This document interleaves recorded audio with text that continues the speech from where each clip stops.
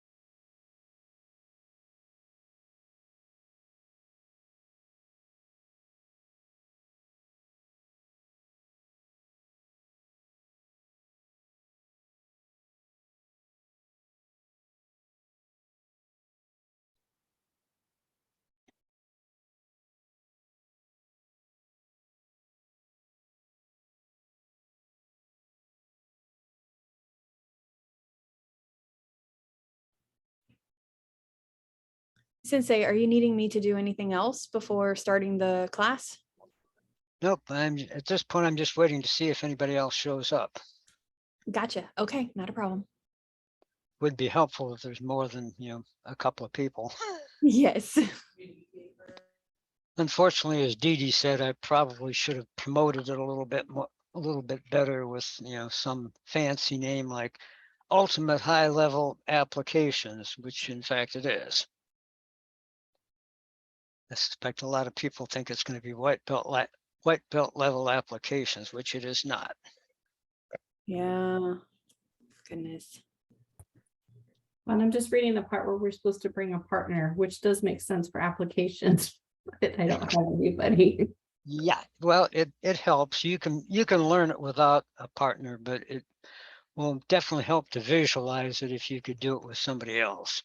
If you don't have a partner, you may have to stand up and look at the spot on the floor and move with respect to, floor tiles or whatever you have at your disposal. I can do that.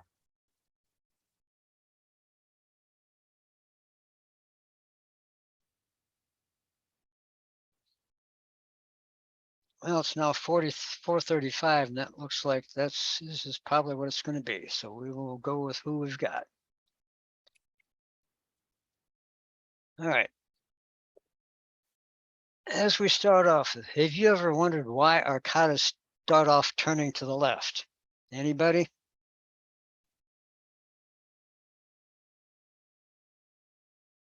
Because your instructor told you to? Yep, pretty much. Pretty much, right? But if you stop and think, if you're actually being attacked, hey, here's somebody. How you doing? Hey, Rosario. Did you happen to bring along a partner? No, Mario? no, we were actually in another room, so I was just actually running by to change this channel. I forgot the camera's still on this one. Hey, who's saying hey to me, by the way? I can't tell who's in here. Hey, it's Jen. Oh, hey, Jen. Awesome. Oh, and Jeff's with you too. Sweet. We're in two different locations though. Oh, wait, I turned this TV low because I was in a different class and I couldn't hear what was going on in my class because we have 3 stations set up. Anyway, sorry, Roy, not to interrupt your That's fine. class here. Actually, what we're going to be doing, one of the exercises we're going to be doing is reviewing 4 direction 6 movements, which you were teaching earlier. Oh yeah, I saw you watching. Yeah. Yeah, because I'm using that as a training tool for what we're going to be going over. Oh, sweet. Yeah, because I think it's going to really help make some of the points I want to make. Is basically as I said, most of our katas start out turning to the left. But in fact, as several people have noted, we turn to the left. Why? Because our instructor told us to turn to the left. But in fact, if you imagine a kata being a scenario where you're imagining an opponent, if you're starting off, say, facing north, where do you think your biggest threat is going to be? I mean, wouldn't you know if your biggest threat was in a particular direction, wouldn't you start off facing that direction? Wouldn't that really make sense from a self-defense point of view? Yes, I'm saying. It would seem so, and yet most of our katas start off turning to the left. Why is that? Well, I'm going to make a point here that maybe that's because, in fact, your opponent is in front of you, and instead of turning to another attacker coming from your left, you are turning with respect to the attacker that is in front of you.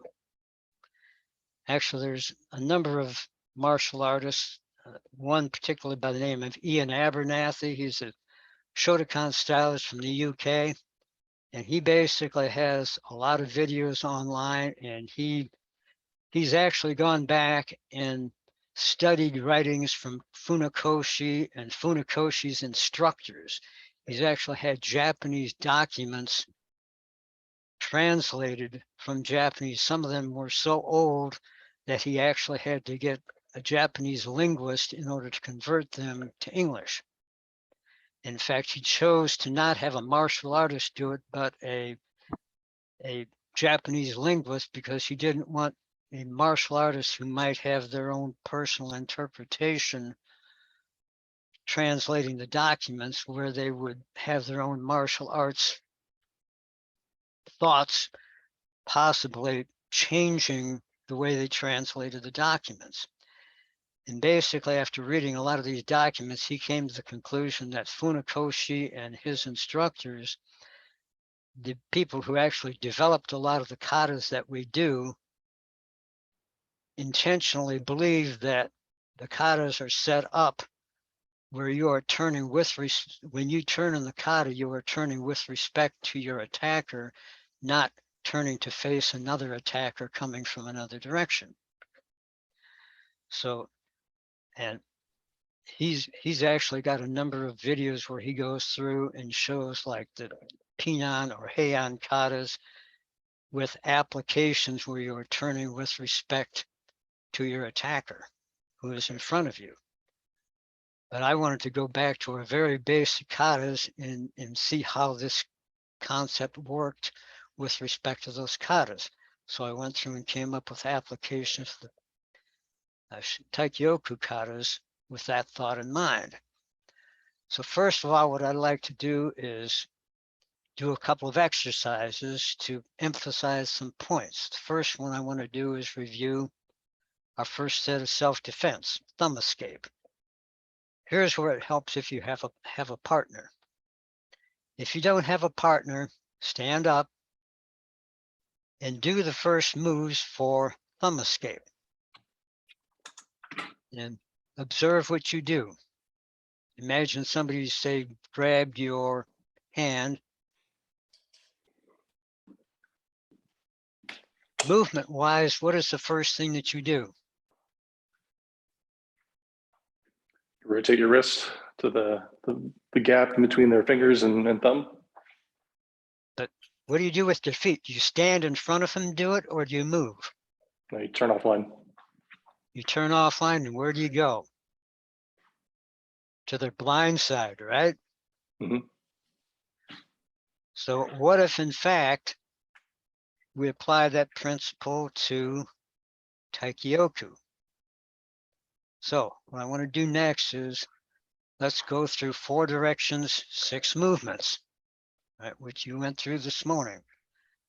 So what we're going to do is the opening move to kata number 1.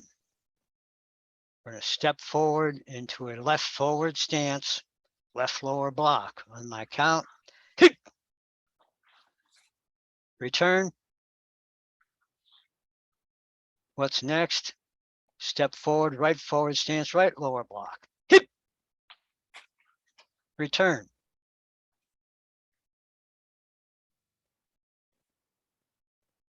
$90 degrees to your left, same thing. Return. 90 degrees to your right. Return. 180 left. Return. 180 right. Return. Pretty simple. We got this, right? Just Now we're going to, everybody get it? Now we're going to change it a little. We're going to do it on 2 counts. First count is, Sensor Rosario pointed out this morning, the cat stance is integral to what we're doing. So the first count, we're going to do cat stance, ready position. Second count, step forward into the forward stance with the lower block. Okay, everybody got it? yes, that's it. Set. Left side first. First count. Ready position.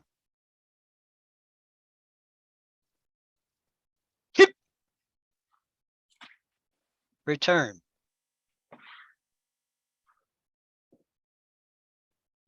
Okay, we're still facing forward, right? Now right side forward. Set.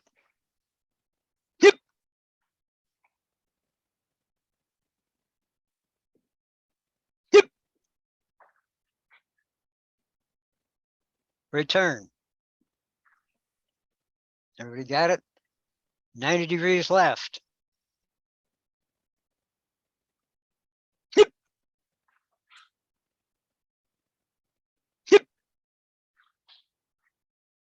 Return. 90 degrees right.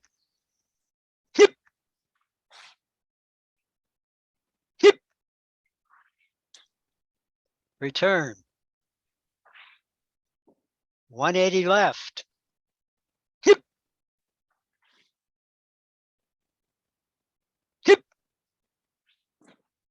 Return.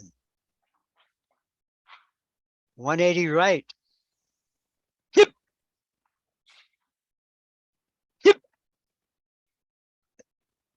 Return. Everybody got it? Yes, that's it. Yes, Sensei. All right. Now we're going to simplify it even more. We're only going to do the first half. Cat stance with the ready position. Set.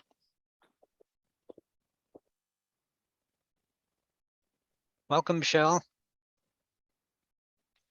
We're doing 4 directions, 6 movements with cat stance and ready position for lower block.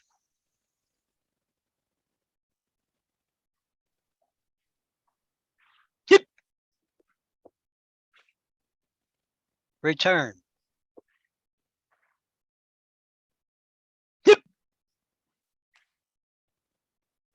return,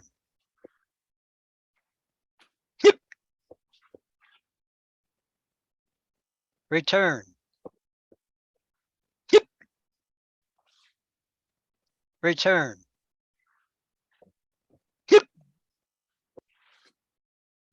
return,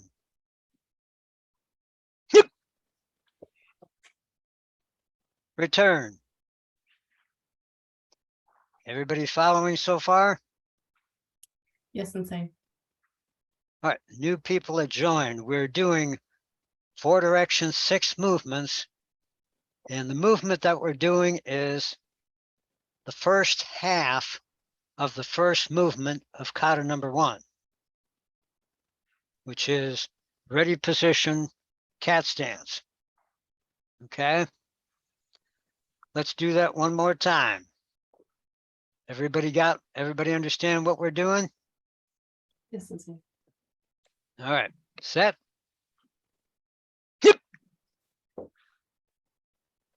Return.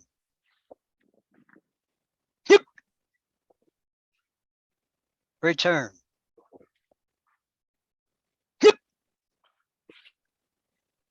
Return.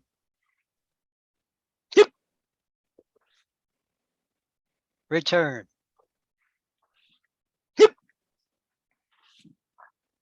Return. Return.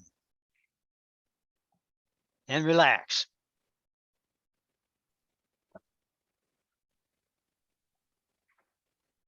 All right, we're going to do it one more time.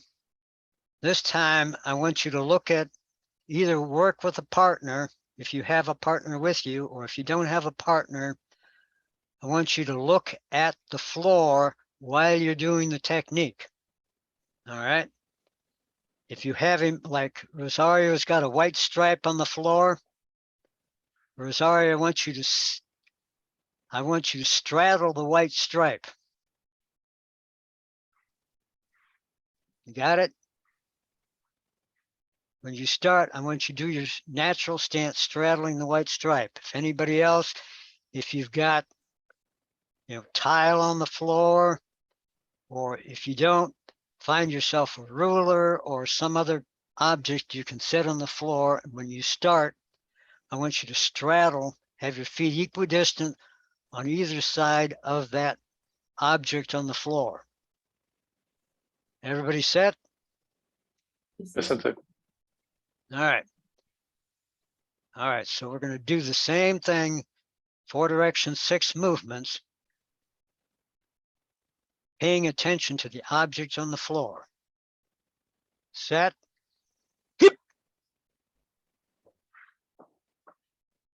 Return.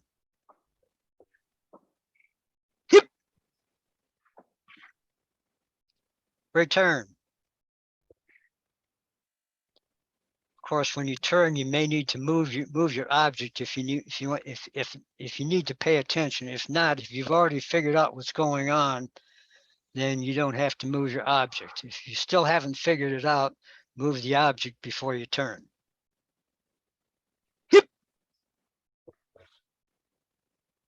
Return.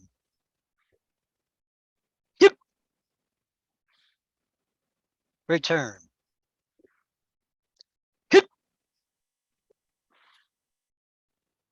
Return.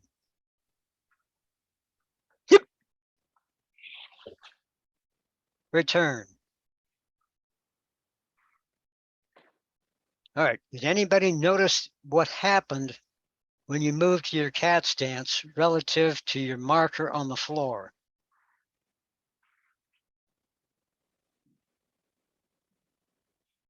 Anything interesting? Well, Sensei, I'm on an area rug with a little pattern on it, so I got a good plus sign right below me, and I was able to cover all 4 quadrants with different movements. So northwest, Right. northeast. All right. Think about your center line, your center of gravity. What happens when you move to the cat stance? You're shifting from your weight equally distributed between your feet as you do the step. What happens? My foot was lined up with the object I had centered. If you started off with your marker between your feet, when you move to the cat stance, what happens to your center of gravity? So It you- changes. Yeah, you shift to your left foot, so your center is now to the left. The So object is off, you're offline. you've moved offline. That's the critical point. All right. So let's think about the opening move of kata number 1. Right? Imagine you're starting kata number 1. Do the opening move.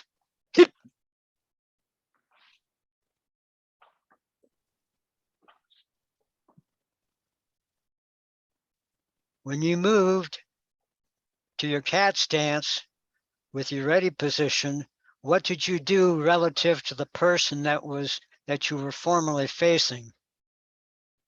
Did you move off the line of attack? Yes, Sensei. Yes. About half a body width off the line of attack, right? Mhm. All right. Now, another interesting thing, when we do techniques, we emphasize the fact that we always want to use our hips when we're doing techniques, right? Yes, Sensei. Which hand was, oh, you got yourself a partner, Rosario. Cool. Somebody you can beat on.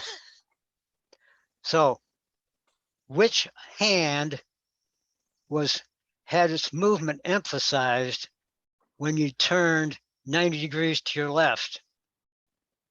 Your left hand or your right hand?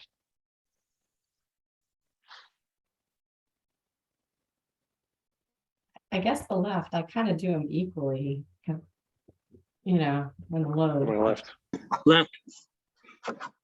I would beg to disagree. What? Okay. 50-50 Hey. shot. No. All right. What we're going to do next is, if you got a partner, what I want you to do is, who is familiar with the concept of a passing block? Anybody ever do passing blocks? Yes? No? No, I'm not Maybe. sure. All right. Generally speaking, when you do blocks and punches, you focus on, for instance, if you do a middle block, right?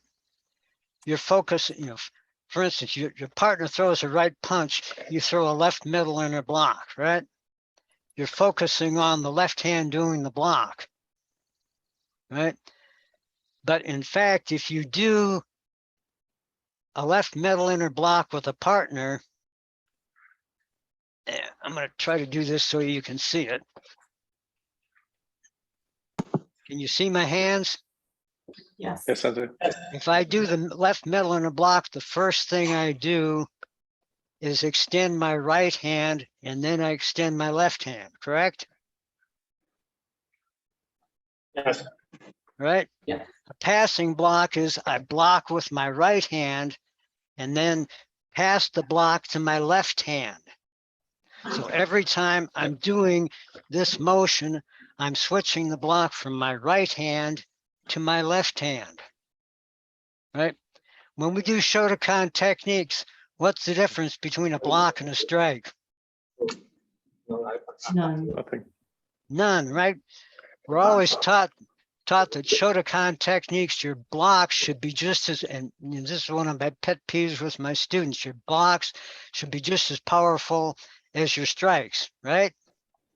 Your blocks should be breaking your opponent's arms just as powerfully as your punches do, right? So here's the concept. When you extend with your lead hand and then follow with the blocking hand like we're taught, in fact, you can be doing block, block. All right? So stop and think.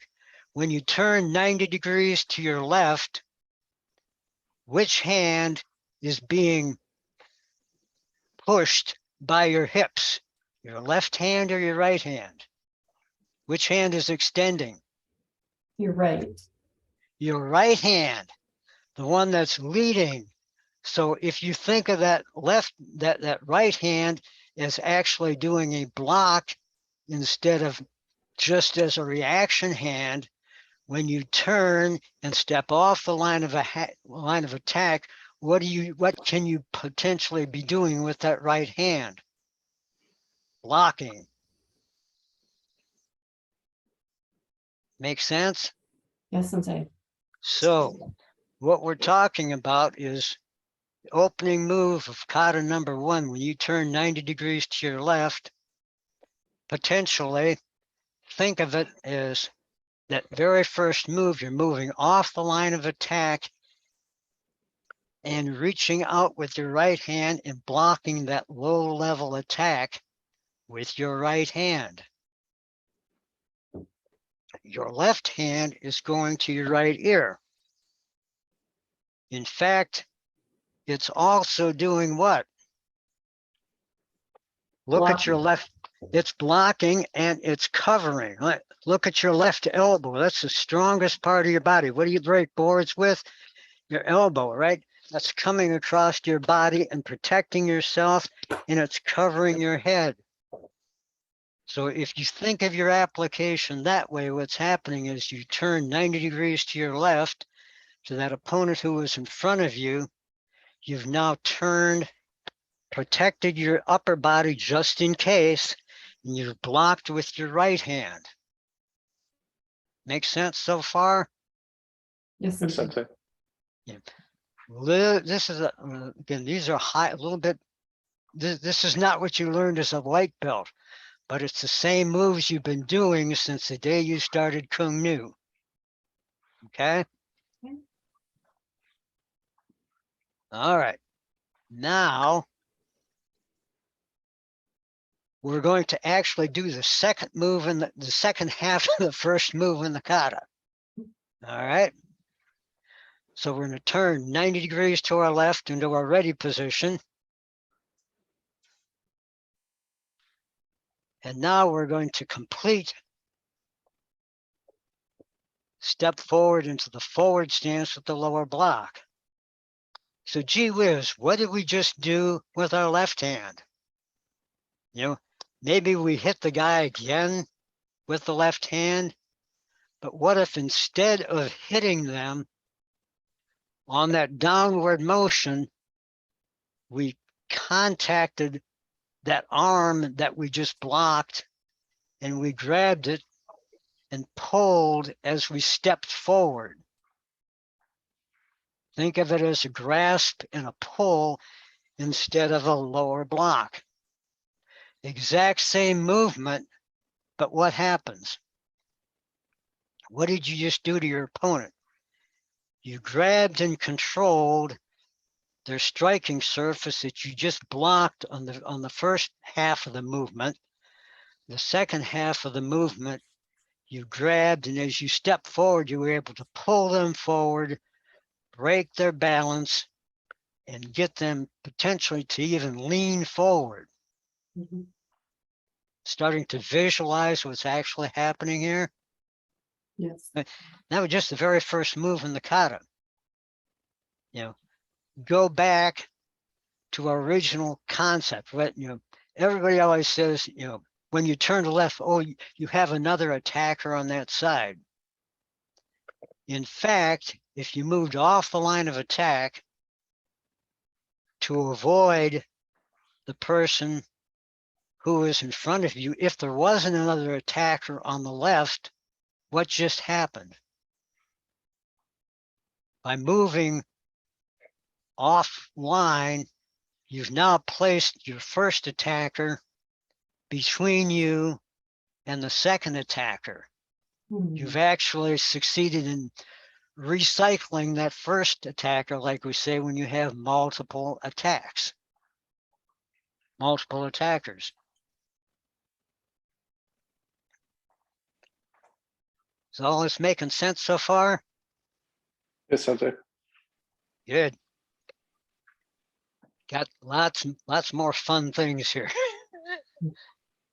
All right. So let's go back to the beginning. First count. What have you done? You've protected yourself with your right hand, you've blocked the attack, and you moved off the line of attack. You're going to fit in. When we train to do this, how do we train to do these? Bam, bam, right? Not 1, 2, but 1 point, right? We're trying to do it as fast as we can, all right? So think of this. You're going to block the initial attack, and then before you're, and another thing I see people do when they block, they just do enough to get the attack off of their body. Instead of thinking it that way, think of that initial right hand strike. You want to hit your partner how hard? You want to hit them hard enough to break their balance. You know, whenever I do blocks, I always think I want to hit the person hard enough that I'm knocking them off balance, because I don't want to give them a second shot. Right? So when I do that first block and the second technique, I want to knock them off balance. So return. And we're going to go all the way through to the first two techniques, first two parts of the technique. First, we're going to go off the line of attack and block.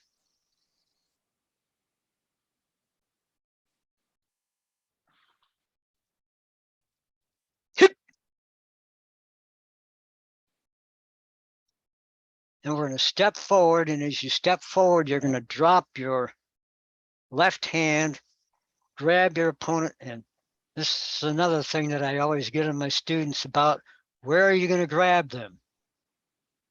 You're going to slide all the way down to the wrist and grab them like we always do in self-defense. Chances are when you block with that right hand, if they're really coming in hard, you probably hit them higher up, like on their elbow or possibly even their bicep or shoulder. So when you come down with that left hand, grab their, if you got a partner, grab them as high up as you can grab them, and then step forward and pull them off balance.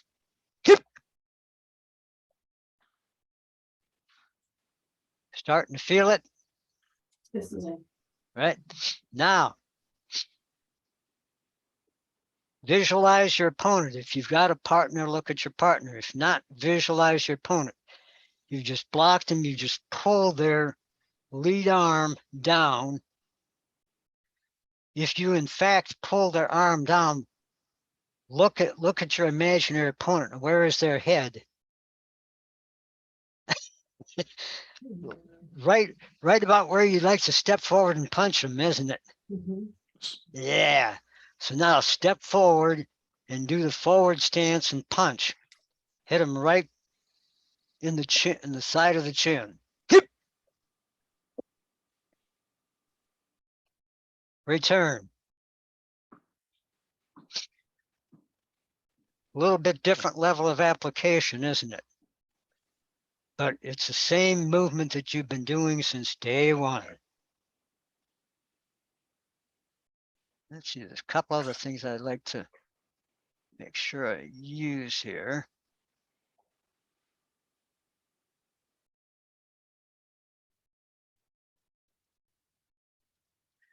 All right, so there's a number of things to review here, right?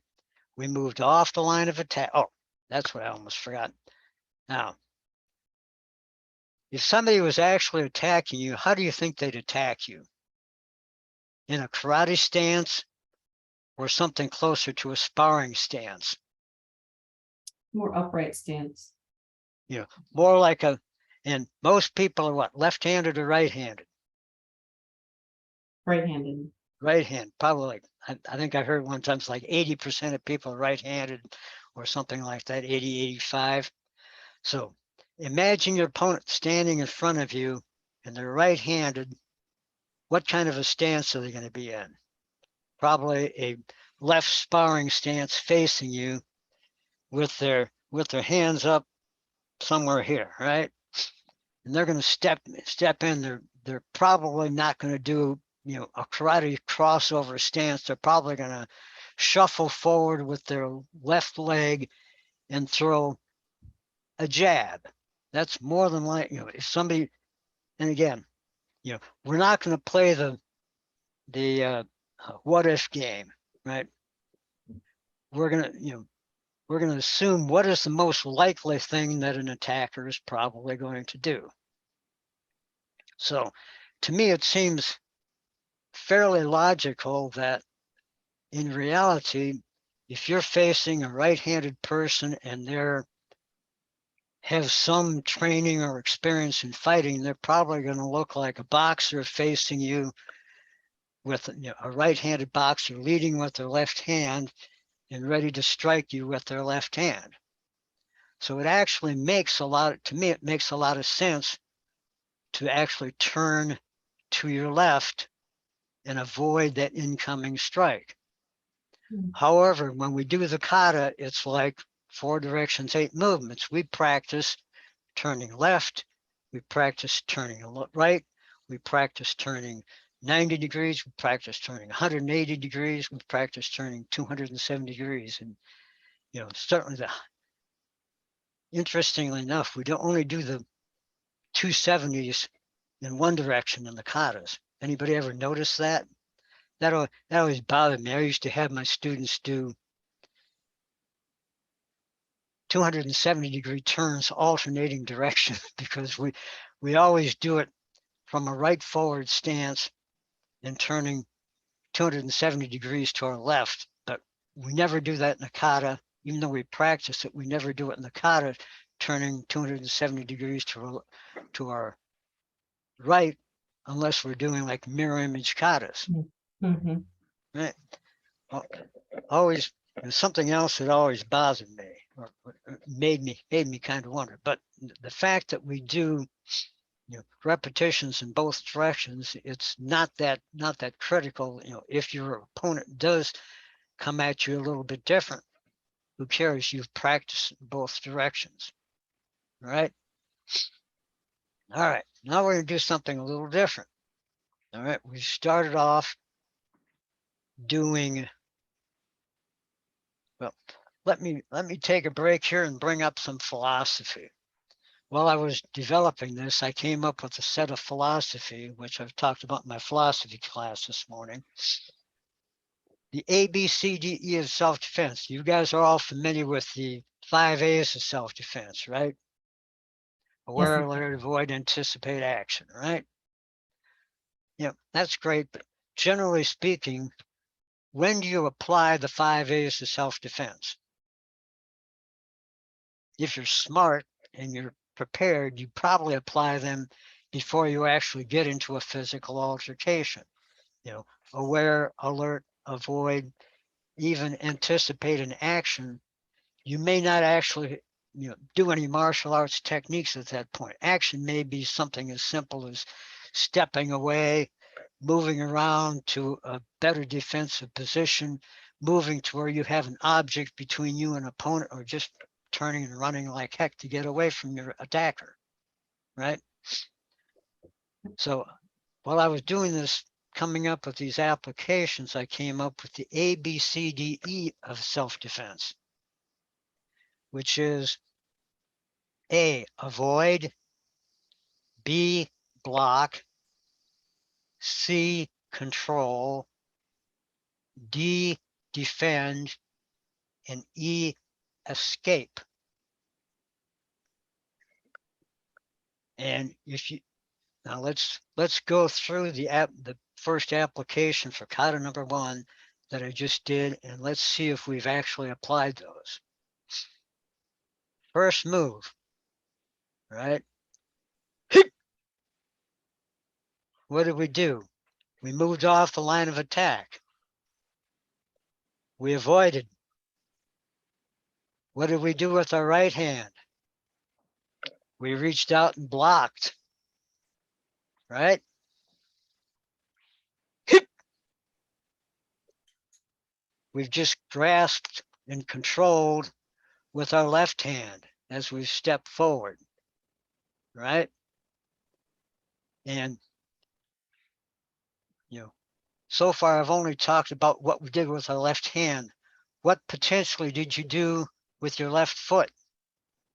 If you actually pulled that attacker's arm forward and they came in leading with their left arm and their left leg, what potentially did you just do with your left foot? You might, depending on how deep their attack was, you might have stepped on their foot. You might have placed your shin into their side of their knee or into their thigh and took out their leg along with taking out and controlling their arm, right? Now, next move, step in and punch. You hit them wherever they were open, right? Might have been their side, might have been their head. What did you do with your left arm? Hold it And back since since you were grasping their arm, what happened to their arm as you pulled it back? Where's their lead arm now? Across your solar plexus? Yes. Maybe you've just done an arm bar to their arm as you hit them, right? I always think every time I do a reaction hand, I'm always thinking that I'm grasping my opponent and pulling. Even if they're standing in front of me, I don't want them standing there relaxed and comfortable. When I'm punching with one hand, my other hand is pulling them, knocking them off balance, breaking their arm, whatever damage I can do with my reaction hand. It's just not a reaction to my strike, but it's pulling them off balance. If I can pull their arm across my body and do an arm bar with my chest at the same time I'm punching them, even better, right? So there's multiple techniques I can be doing with that single motion. All right? Make sense so far? Yes. It's about 5:15. Anybody want to take a couple of minute break and get a drink, relax a little? Nope. I'm good to keep going. Everybody's ready to keep going. Yeah. This is not particularly strenuous. This is a basic level kata that you're all familiar with, but the applications are a little bit different. All right. So we did avoid and block with the first two moves. The second move was control and counterattack, which is our defense, right? What is the next move in the kata? Jen, go ahead and do the next move, right? You just repeated the move, just the opposite direction. Now, imagine that the person that you just punched was in front of you. Go back to where you're facing the other way. Imagine that right hand wraps around your opponent's head and shoulders as you turn, and place your left hand into their lower back as you turn. What did you just do to them? You wrapped their head and chest and turned. And now, for those of you who were in one of the previous classes with Sensei Mark, he did a move where he did exactly the same thing. He wrapped his arm around his opponent's neck and put his hand into their lower back. You potentially just did the same thing to that same opponent when you turned. Your left hand pushes against their lower back or hip, and your right arm wraps around their head or their shoulders. And don't do it loosely, but trap them against your shoulders as you turn. What happens? You can take them out.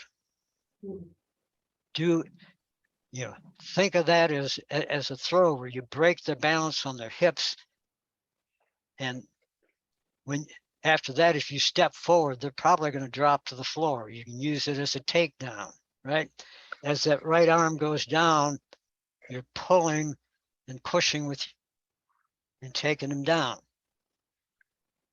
So with just those first couple of motions, we've avoided, we've blocked, we've controlled them, we've counterattacked with the defense, and now you can get the heck away from them. Make sense? Distancing. Just Good. Now, do me a favor. Do the opening move, just the ready position for kata number 2. Set. Return. Kata number 3. Hip. Return. No, we're only doing the ready position, not even the step out, just the cat stance. Kata number 4. Hip. Return. Kata number 5. Pinan 1. Hip. Return. Kata number 6. Hip.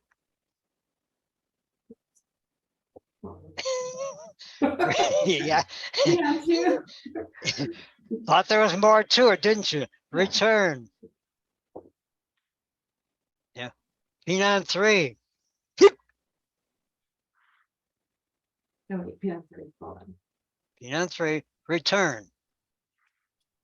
Pinan 4. Hip. Pinan 5. Hip. Return. Notice anything familiar?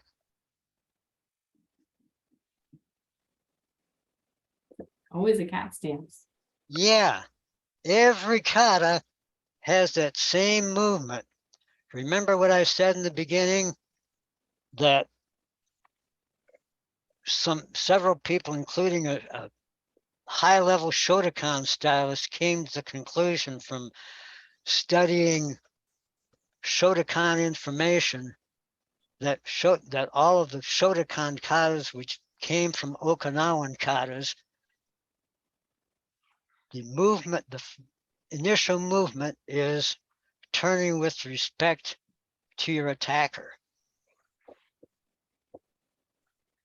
So as a beginning student from white belt to brown belt, what have you been training to do with the very first move of every kata you did from beginner to brown belt? Move with step respect. to offline. the- Yeah. Move offline with that very first hello. Surprise, surprise.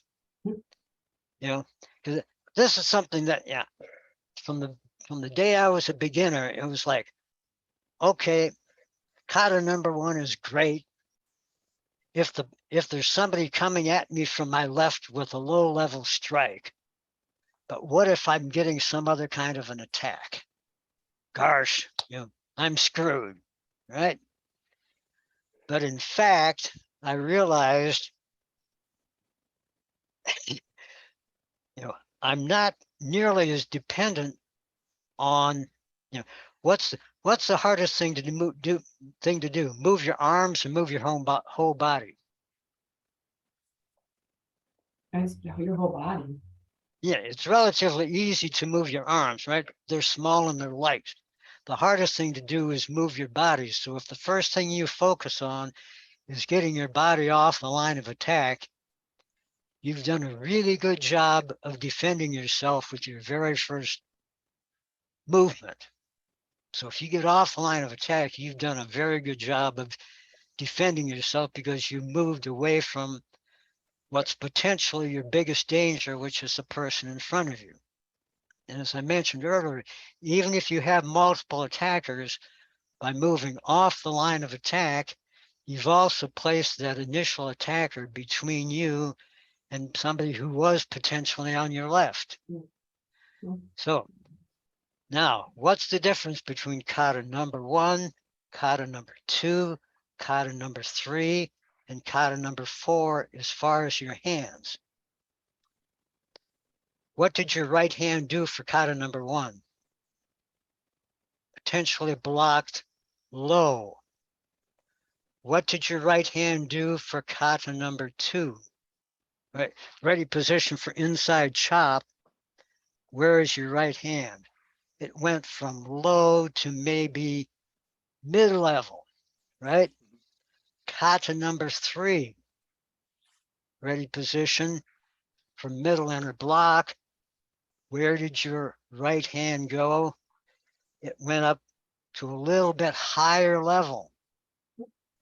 Kata number 4, where does your right hand go? It goes even higher because you're anticipating an upper block, right? So in a larger sense, the difference between kata number 1 and kata number 4, the movement in the initial movement is almost identical. The difference is the level of your block. So in fact, the hardest thing to do, you've already accomplished. You've moved off the line of attack. And essentially the difference between kata number 1 and kata number 4 could be looked at as reacting to the level of your attacker's strike. If as you turn off the line of attack, your attacker is striking low, your closest hand to them, which is the easiest one to block with, and the one that's being amplified by your hips turning into the movement, can block low. If the attack is coming in a little bit higher, you can block a little bit higher with that right lead hand. And each succeeding attack up to kata number 4 changes the level. But you've already accomplished the first part of getting off the line of attack, and now you've moved your blocking hand, and it allows you to block with respect to your opponent's attack. Interesting, isn't it? Yes. Never quite thought of it that way, did you? No. So in reality, and same thing when we go to the Pinan katas, right? You know, Pinan 1 starts out the same as kata number 1, right? Very similar. You know, Pinan 2, again, we're making minor adjustments in our hand techniques, but the basic body movement is the same. So, you know, to my way of thinking, whoever thought up these katas had a lot more on the ball than I used to give them credit for, because from the beginning, they've been training me in something that I really didn't recognize I was being trained in. But now I'm now after many years of study, I'm starting to recognize it. So there's a whole lot more to this that, you know. So now what I'd like you guys to do, so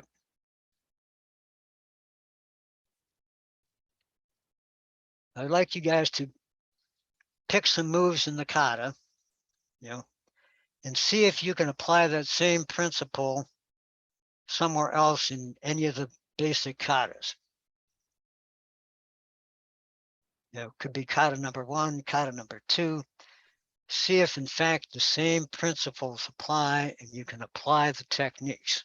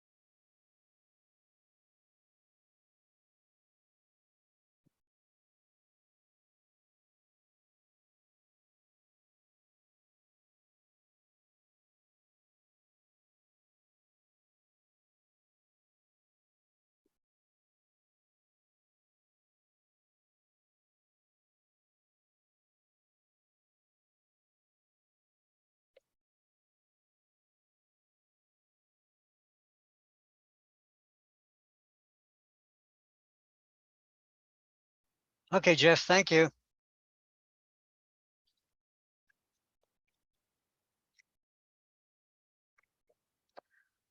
So is this stuff starting to make some kind of interesting sense to you guys? It is. It is. I feel like I need to work it more with Jeff when we can get together. Oh, yes. Yeah, it really helps to do this with a partner, because you can do this if you can really do a good job of visualizing your opponent. Without a partner in front of you, it's much harder to do. Yes. Actually, in some of the recent training camps, I forget his name now. There's a jujitsu instructor from Atlanta that works with some of the Kung Nu people, and he actually did some jujitsu applications like uh, judo and you know, takedowns and throws, where he was doing kata applications where he was doing exactly the same thing. The turns in the kata represented doing throws and falls and things like that. So you can also think of these as, doing judo techniques, doing aikido techniques and things like that. It goes back to, for the longest time, I always liked the 5 A's, or the 5 Alls, all angles, levels, techniques, situations, and people. Everybody familiar with those? Yes. You know, where you can think of your attacker being in front of you, or all angles could be anywhere in 360 degrees, all levels anywhere from upper to lower. So, moving to the lower block position, you might be doing a hip throw or a shoulder throw. If the person is attacking you from behind, you might be grabbing their arm to do a hip throw or a shoulder throw. Or they might be coming in from the side and you're doing a block, and you turn and do an elbow strike or something like that. So you can use, your attacker can be coming from almost any angle or any position, any size, any technique. So don't limit yourself. Personally, my attitude about katas is, if I look at a kata as, I have one application for a technique in the kata, how many katas do I need to learn to become proficient? Mhm. I can learn thousands of katas before I can deal with somebody. But if I can come up with 1,000 applications for one kata, that kata and those techniques are much more useful to me. So that's kind of the way I look at katas. So hopefully you guys can go back and look at lower level katas. Because me, when I go through katas, every time I teach a new class, I see katas differently. Why? Because my background and my experience, every time, another season passes and I go back and teach it to somebody, I see the kata myself different. Personally, I think that's why katas tend to evolve, because, your instructor teaches you, you learn, you teach your students, and you tend to visualize your own applications for the kata. And whether you realize it or not, I think we all tend to adjust the movements in our kata to the applications that we have with it. And everybody doesn't tend to have the same application. We see potentially different applications in our mind as we're doing the kata. And when we do, sometimes we flavor our kata toward the application that we've come to enjoy doing in that particular kata. And maybe a couple of years later, we learn some different techniques, or somebody shows us something we haven't seen before and say, whoa, that's really cool.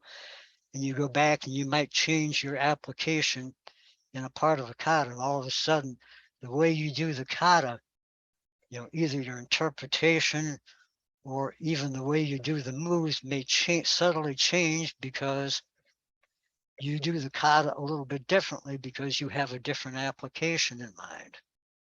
So I think that tends to be why, one of the reasons why katas tend to evolve over. I mean, some of these things have been around for what, hundreds, if not Mhm. thousands of years. And, they tend to change, possibly because, a master teaches a student sees the kata and particularly enjoys certain techniques, and the things that they're most comfortable with are the things that they tend to do in the kata as applications. Another student, prefers a different application. Pretty soon after a while, they become masters, and one starts his style and the other one moves off to his own style, and they do them slightly different because, well, my way is better than so and so's way. So they tend to develop their own style that emphasizes what they're comfortable with and what they do best. So anybody have any comments or questions?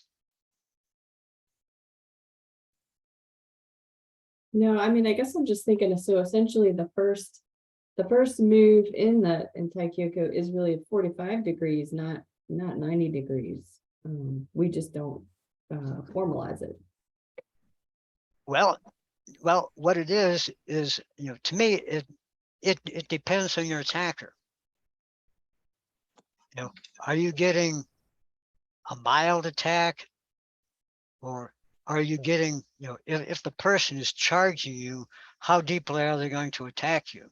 Mm, But, if they attack you kind of tentatively, just kind of poking at you, yeah, you may only have to turn 45 degrees to deal with the attack.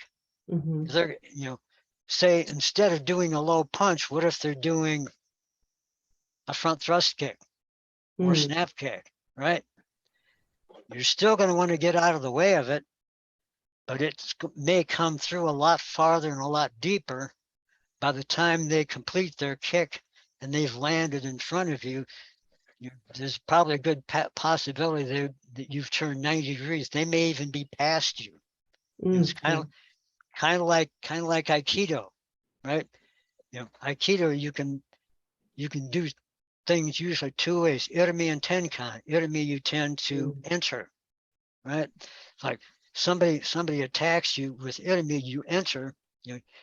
Say you're doing shiyanagi, right? With irimi, you you step across their body and make them turn. With tenkan, you turn. So if you have a really aggressive attack, you turn and go with their attack and do shihanagi.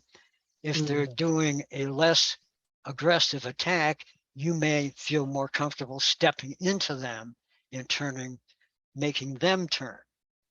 Same principle applies here. There are no absolutes when you're doing applications. Applications are against live people. That's why a lot of times they never work out exactly the way we visualize them. In our minds, we have perfect ukes who do the technique exactly the way we like them to, and they work perfectly for us every time. In real life, when you're working with a partner, so, sometimes you have good ukes and sometimes you have bad ukes. I mean, I've had some students who were bad ukes. mhm, The first time you do a technique with them and they didn't know what you were going to do as a counterattack, it usually worked pretty well. And then after, whether it's intentional or not, by the second or third time, they know what's coming. And especially if you did something that didn't feel particularly good, like you got them in an arm bar or something, mm, the next time around, they're going to modify their attack because they know what's coming. And so each time you do the technique, it may be a little bit different. And you have to be able to adjust to the attack that your attacker or your partner is throwing at you. So, always be open to your partner's attack. Don't be locked into it like, you didn't attack me right. Yeah, sometimes you have to adjust to it. That was to me, that was always interesting when, I can still remember when when I first started working with my students many years ago with like Koda Gaius, was like, this technique doesn't work. Yeah, because you know what I'm going to do, and you grab me knowing that I'm going to do Kodagaishi on you. So you instead of grabbing me like this, you turn your hand in the direction to stop me from doing Kodagaishi after the first time, because gee, that kind of hurts. So the next time you're going to make it difficult for me to go Kodagaishi, or you're going to, I mean, I had some 200-pound guys grab me, lock onto me. Mhm. So what did I do? I changed to a different technique. You want to stop me from doing Kodagaishi, I'm going to do a pressing arm on you. Okay. Hey, you change up the technique. Yeah, you changed up your attack. Mhm. It's a soft style technique, right? It works if the attacker gives you the right energy. If your attacker, once they know what you're doing and they start modifying their technique to make it not work, in reality, I'm kind of stupid to go ahead and trying to force the technique against somebody who's learned by trial and error how to resist it. I'm going to change it to a different technique. My soft style training says, go do something else. Don't fight their strength. Go, soft style tells me go against their weakness. So I modify the technique to work with what they're giving me, because that's what works. Same thing here. Even though these are Shotokan katas, and if any of you are interested, if you get a chance, look up Ian Abernathy. It's IAINABERNETHY.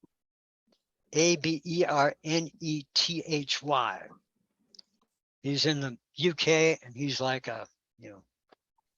he's got degrees in Shotokan and judo and a number of different martial arts. He does seminars all over the world, and he posts videos for free online. And he's actually got some really nice videos. In fact, he has a very nice video where he talks about this concept of turning with respect to your attacker.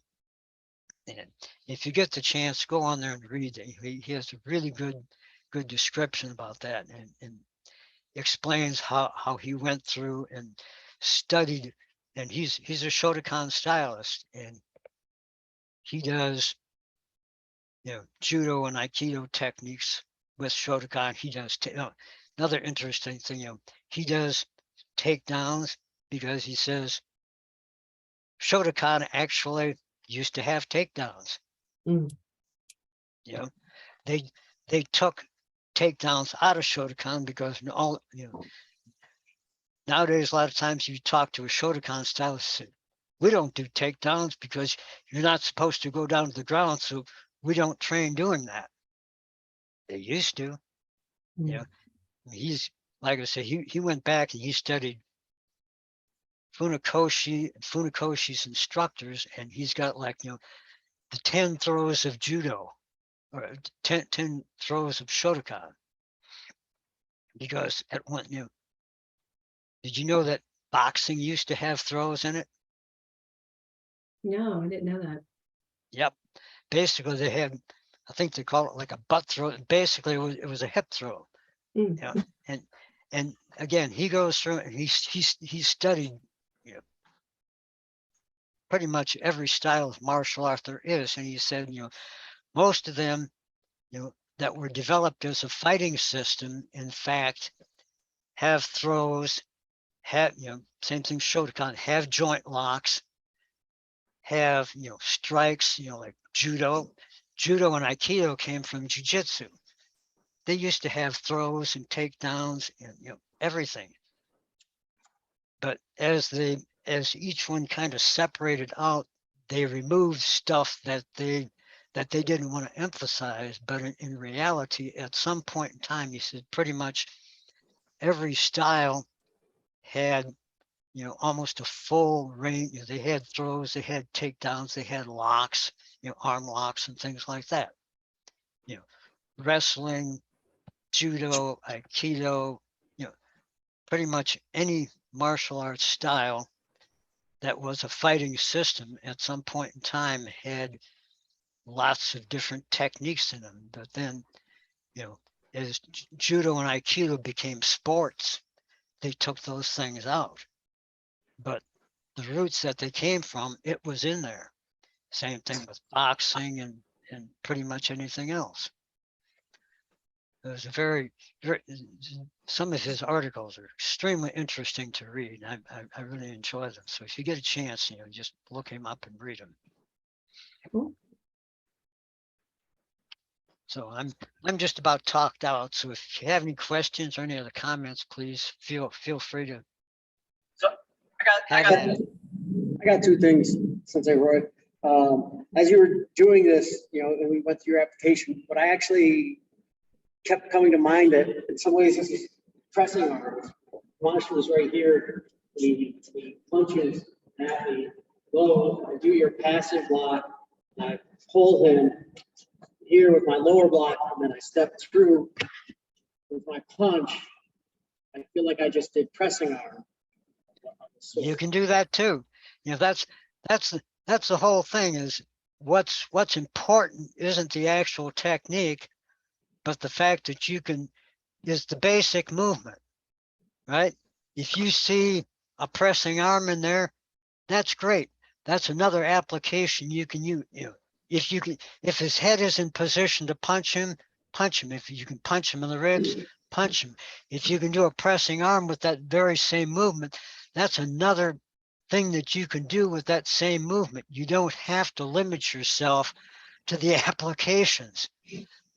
Like I said, that's my take on katas. The more applications you can find, the more useful the movements are that you've trained in the kata. To me, that's a good thing, right? So that's one of the things I hope you get out of this class is you go back and look at all your katas, and the more applications you can find for the kata, the more useful that kata is to you, and the more useful the techniques in it are to you. Not less, it's more. The second thing that came to mind is this actually should in some ways be familiar to some of us, because if you're saying the opening is here and the attacker is in front, I'm sorry, you're doing your passing block, whichever passing block you're doing. When we do jute, we have our soft style elbow and we open up the same way. We just do something different coming back forward. So it seems like this is even in the opening to jute, and that would be the instance we're familiar with the most. Yep, exactly. I mean, I've talked up through penons, but right, jute. How do you turn in the opening move of empe? Oh, do I turn? You turn. You still turn to your right, don't you? Hello. Let's still do this part. It's the turtle stance. Okay. So it doesn't. Right. It almost applies to. Well, Yeah. okay, finally I get to there. But okay, yes. Yep. So yeah. Again, now once you start getting into jute and empe and chinte, now you're doing a lot of different things with your hands, but still the same principle applies. What I hope that you do when you look at the kata is look how you can be avoiding the attack. Look how don't necessarily look for the simplest thing that if you're doing a middle block or a lower block, it's not necessarily that you're blocking a mid-level strike. You might be doing something else that has a very similar movement to it. It might be a judo technique or an aikido technique or, something else. So don't limit yourself to a single or a couple of applications that your instructor taught you 10 or 20 years ago. Look for new applications using the same movements that you've already learned. And the more you look, the more you see. And that, to me, that's a good thing. That means that your techniques are more useful to you.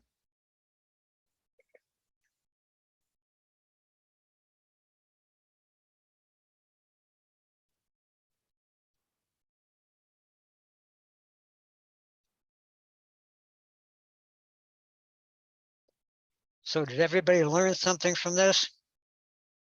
Yes, Sensei. All right, Yes, everybody gets to tell me one thing that they learned from this.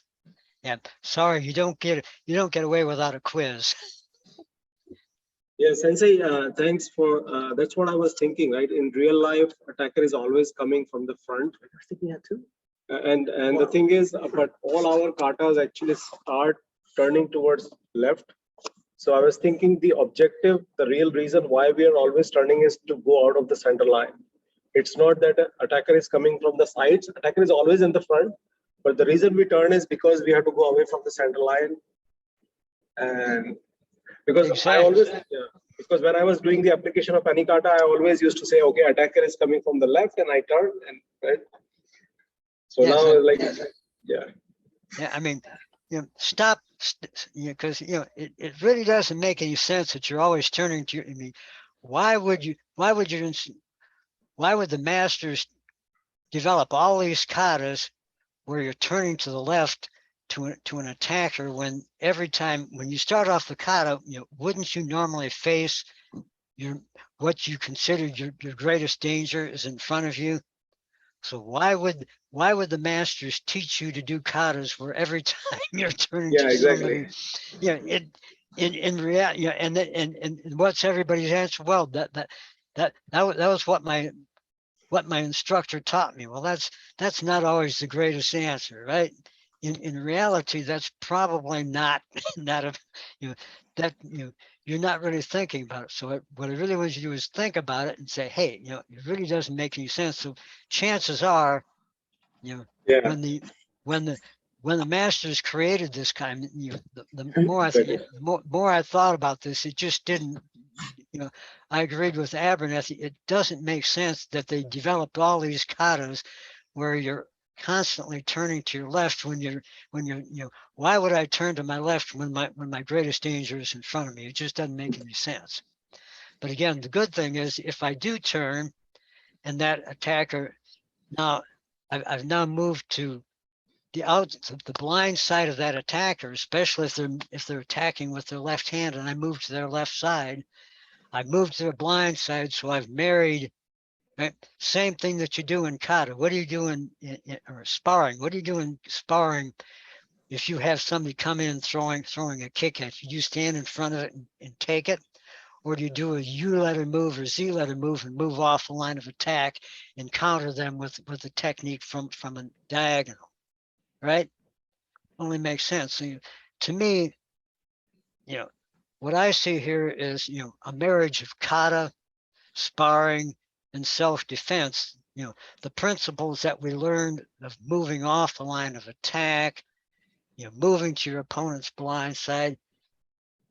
If you look deeply enough, it actually is potentially there in the katas.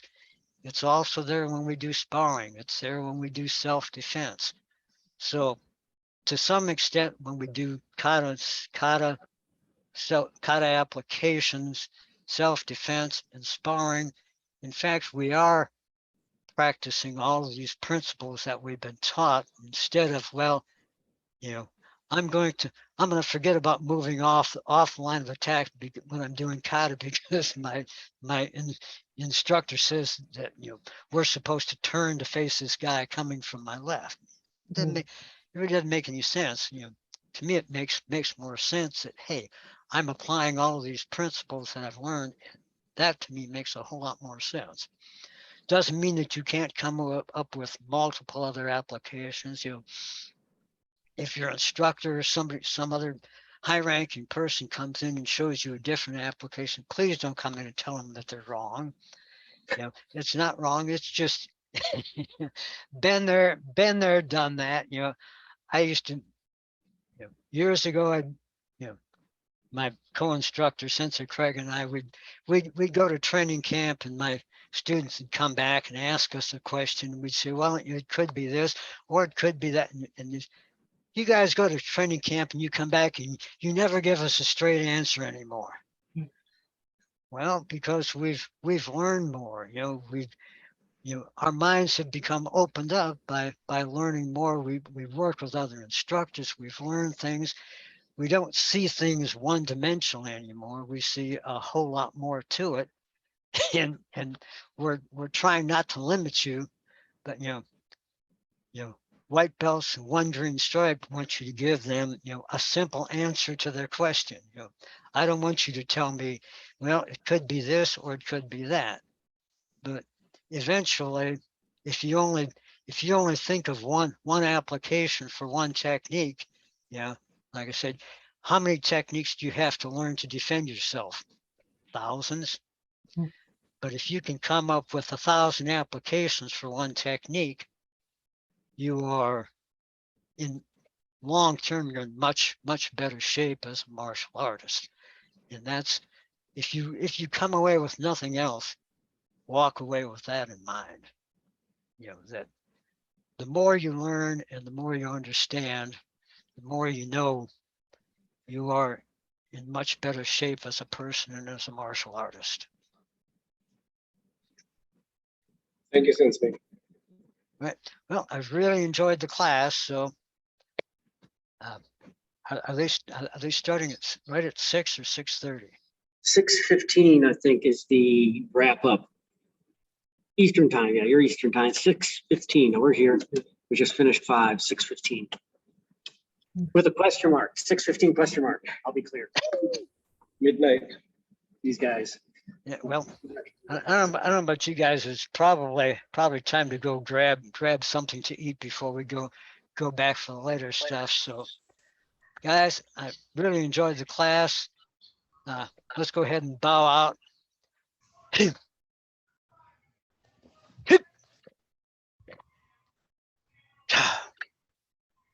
Done. Good class. Enjoyed having you. Thank you, Sensei. Thanks. Thank Hey you, everyone, Sensei. there is a document in the chat from Sensei's notes if you would like to download it for your own records.